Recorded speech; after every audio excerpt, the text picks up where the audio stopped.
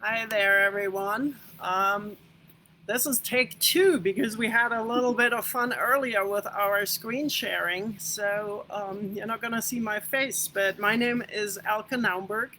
I'm the assistant retail manager here at Fossil Creek, and my background is in plant ecology, and I do love plants and gardening. So I love having that ecology background because it allows me to really look at plants, their needs, their physiology, and what kind of environment they would thrive in best. And on top of that, I'm actually a very creative, artistic kind of person. So it's a great combination, and I'm having lots of fun helping people out with their perennials or planting their yards in general. So today we're going to be talking about perennials, the why, where, what, and how. I don't have many slides here at the beginning. We're just going to go over the why real quickly, which is the big thing when people come in, they don't want to have to replant every single year. And that is the great benefit of perennials. They last for quite a while. Do expect, though, over time, some of them will fade out, and you get to learn who you like best and who does best in your landscape. The other thing is that perennials actually are quite low maintenance. Once they're established and set to go, you weed twice a year, you clean them up a little bit in the fall or early spring, and that's about it. And they also add diversity and color to your landscape. So if you want to put something in front of a fence or add curb appeal to your house, they're awesome for that. And then finally, they do feed the bees, the birds, and the butterflies, and not least your soul as well. Flowers just make us happier. So, where is, again, the question of enhancing your landscape? What is your purpose for them? Do you want to screen something? Do you want to draw attention to somewhere? Again, that is the where. So pick an area where you feel like they would be shining the most. And then part two of that question on where is, once you got your location, what are the conditions there? Is it sunny? Is it shady? Is there a tree to the south? Is there a tree to the north? That will make a big difference. And also relative to your house, if you're doing foundation plantings, which are usually tucked pretty tightly to the house, what are the conditions there? Which side of the house are you on? Then comes the biggie around here, which is soil. What kind of soil do you have? And if you're in the flat area of Fort Collins, and in particular over on the east side of I-25, we're talking clay, and some more clay. The big problem with the clay is that it's really fine particles that pack together really tightly. So there's very little airspace in the clay, which will affect how much air your plants get and how much water they get. Clay is like a slow draining bathtub. So it hangs on to the moisture much more so than a sandy soil would. And so it's easy actually to drown your plants.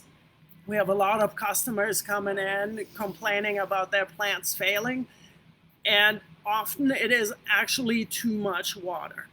So that is the problem when you're in the flat area. If you're closer to the foothills, then you're dealing with more gravelly, sandy soils. Those have fairly high air content, but they don't hold the water very well. So plants in that environment will dry out much quicker than they would in the clay. If you're super duper lucky, you are further down in the Old Town areas, whether it's Loveland, Fort Collins, doesn't matter. But people in those areas have been gardening for a while, and so the organic matter content is much higher, and it's easier to get your plants established in that kind of setting. And then the other aspect we have is the topography of your garden. Are you putting the perennials into a slightly more lower lying area, or is it up on a berm?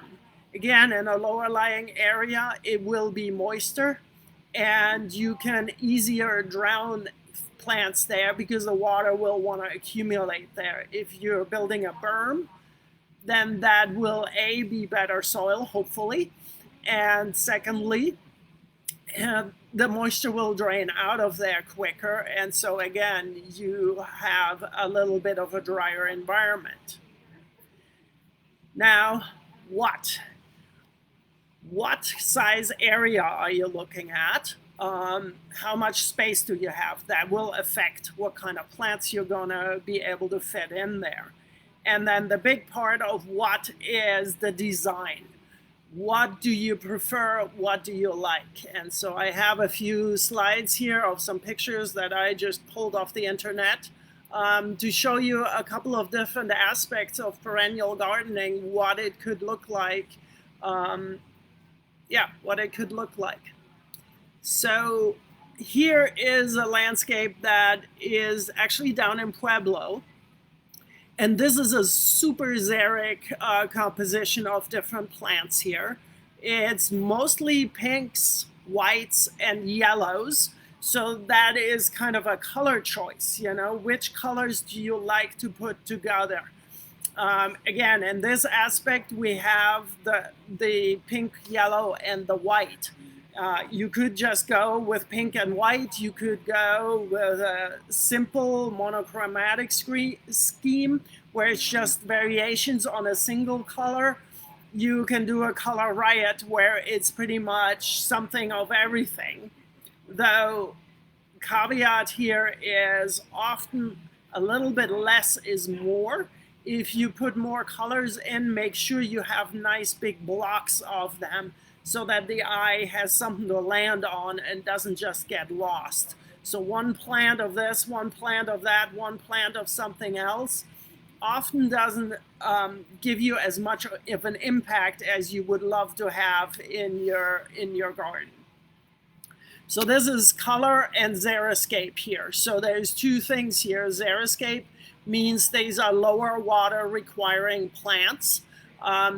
These here in particular are super drought tolerant. We have the big gray-green thing in the background here. I hope you see my cursor. That's a sagebrush here.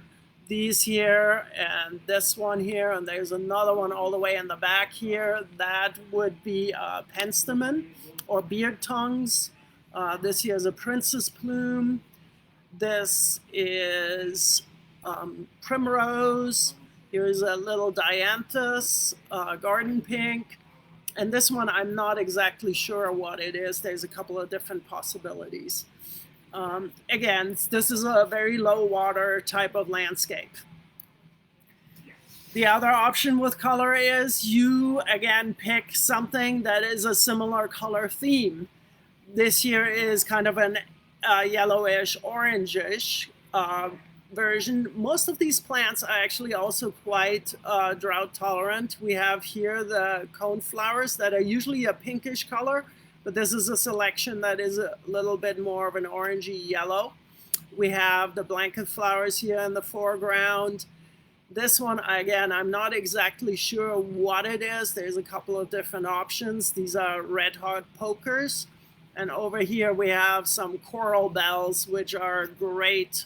And again, I'm hoping the cursor shows. These are great that can actually go into a shadier environment, and they're mostly grown for their leaves. So that is a color coordinated kind of a landscape. Prairie Garden, where we're looking again at a more natural environment. These are plants that are naturally growing in the prairies. They're native a little, some of them right here in Fort Collins, some of them a little bit further east. So we have several different grasses in here. We have the purple coneflower. We have the prairie coneflower here in yellow. We have the orange butterfly weed. There's some more blanket flowers in there. So it's a very natural, very loose type of design. Great for larger areas where you want to have truly low maintenance. You just go once a year in there, cut it back, and then you're set to go. Rock gardens. And again, here we have a little bit more of a monochromatic scheme here with some grasses intermingled with perennials. There's a lavender in back. We have some allium onions right here. This is a purple rock cress right in this area. This could be a daylily. Daylilies would be great for this kind of thing. Again, texture matters. You have boulders in here as well as these tall balls sticking out with the allium, and more fuzzy soft things lower to the ground, mulched all with some gravel in between. Another rock garden or retaining wall situation where you're stair-stepping down. Again, this is a combination of grasses, many different grasses. There's some maiden grasses in here. There's Mexican feathergrass in here. It's blue fescue down in here. This is another maiden grass here in the upper corner. We're having ground cover plants. This could be either a veronica or a thyme down here. Yellow blanket flower, and some what looks like to be rock knockout roses in between. And then here's another xeriscape type of environment. Again, very simple, just a couple of plants with the purple tones that really reflect back the background of the building behind it, where we have a Artemisia, a sage here, Mexican feathergrass, Russian sage here. This is probably another maiden grass in the background. And this is a verbena that is unfortunately not quite hardy in this particular area, but there's other substitutions we could choose. And finally, the very modern minimalist. I, after a long hunt, found only some desert pictures, but you know, again, this is a yucca. We can create something here. So a very minimalist, clean scheme. Is that more the direction you're leaning? And finally, we have the super lush and abundant garden. This is a perennial border, more reminiscent of an English garden kind of thing. In the background, this is Joe Pyeweed. I've seen Joe Pyeweed go up to 10 feet tall. So this is definitely a plant that takes up a lot of space. And if it's a windy area, you may have to stake it. And in the foreground, again, we have the purple coneflowers. And then finally, again, texture. I could not skip putting this this picture in where we have the variegated iris with the super spiky leaves right next to a basket of gold, which is a much softer texture next to the boulder there. So that is kind of things that you want to take into consideration. Again, the color, do you like neat versus natural? Do you like abundant versus sparse? Do you like formal at an entry, house entry or so? You may want to look at symmetry, that you do the same thing to the left, to the right. And that's how you can then take all this information and start planning. So planning, how?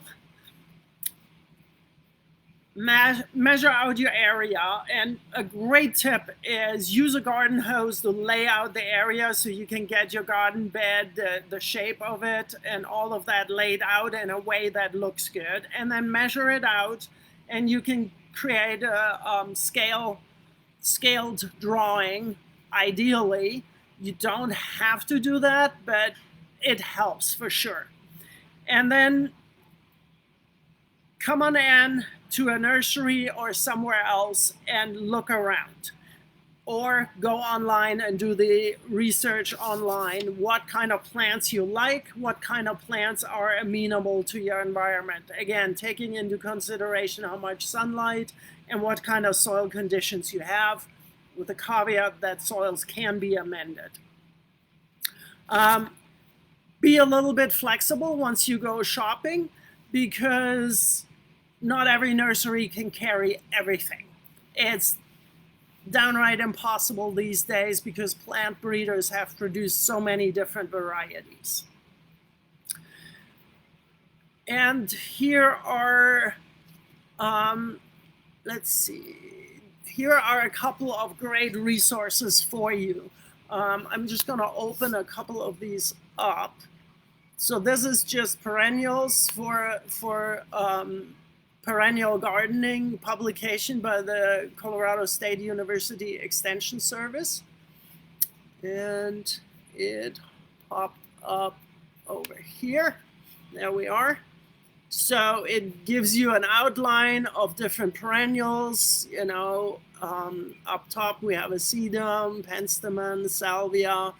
And it also has some links in it to different publications also produced by them.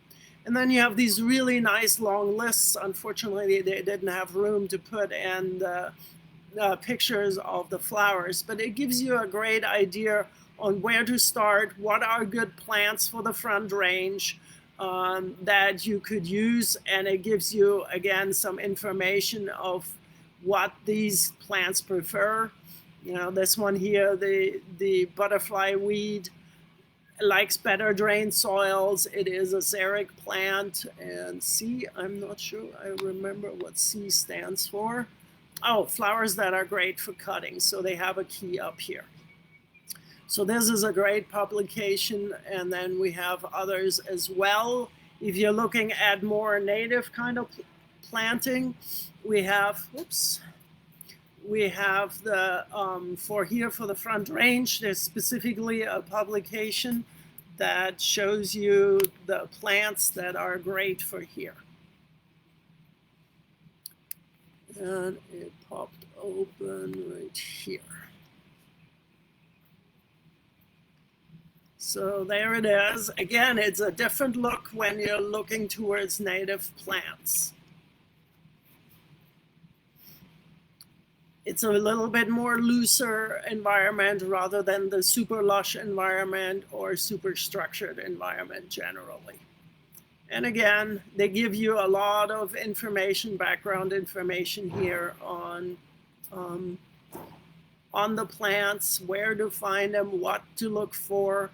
And again, at the bottom here is a great list that you can print out and take with you to a nursery to pick out the plants that you like. And again, they have the wildlife value here included.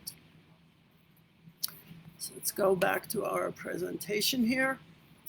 And so visit gardens, visit your neighbors, look around, all for great ideas. I want to give you a caveat. If you go onto Pinterest or magazines, they take a photo that probably was photoshopped on top of everything at the peak of that particular garden. So don't expect your plants to look like that from day one and every day ever after. And when you're shopping for plants, one other tip is take into consideration bloom time. Annuals can flower year-round or all summer long because they don't have to put resources back, hold resources back so that they can make it through the winter and leaf out again the next spring. So a lot of perennials want to flower in the spring. So when you go shopping in the spring, which is a great time to go shopping because nurseries will have the largest selection, and it's a good time to be planting. But beware that the things that look only green and boring in the spring might actually be the plants that you want to stock up on, because they will start kicking in later in the summer and give you flowers then when some of the ones that are flowering in early spring are gone and done. And then finally, the last part of the how is the planting. So again, Springtime is better than late in the fall because most plants you want to make sure they have their roots somewhat established before they go into our cold yo-yo winters where temperatures go up and they go down and they go up and they go down. And so that can be very hard on plants. So summer planting is still fine. You just need to make sure that they get the appropriate amount of water. And then because of our clay soils, it's a really, really good idea to take 1 inch, if it's okay soil, of compost, spread that over the entire garden bed and dig it into at least 6-8 inches deep, because that's where your plant roots are. They're not going to be just in the top couple of inches. Then you need to mix that in a little bit deeper. If you have really, really, really bad soil, you may up that amount of compost that you incorporate in. And let's see, the plants that require a little bit more moisture and also plants that grow in the shade generally like richer soil, so that's where you also want to add a little bit more organic matter in there. When you go ahead and plant, I have a couple of slides here with just names, but set your plants out like in this photo here and just arrange things before you start digging and before you put your mulch down. Once you're happy with the way your plants are arranged, keeping in mind that they do spread for the most part, once you're happy with that, start digging your holes and put them in. And then it's a really, really good idea to be mulching. There's two major types of mulches that you could use. You can use the wood or bark mulches, which is organic matter that you spread over the top. If you do that, please don't put landscaping fabric down, because the good news about the wood mulch is that over time it breaks down and organisms in the soil will incorporate that into the soil. And that helps over time improve your soil conditions. So if you do not have the weed barrier down, then that process can actually happen. If you put rock mulch down, it can still be beneficial to not put the weed barrier down, because over time the rocks will accumulate some soil in them just from air blown and leaves decomposing, and weeds will get started anyways. What it does help though is that the rocks will stay on top. They won't sink into the ground as much. And so these are kind of the tips I have.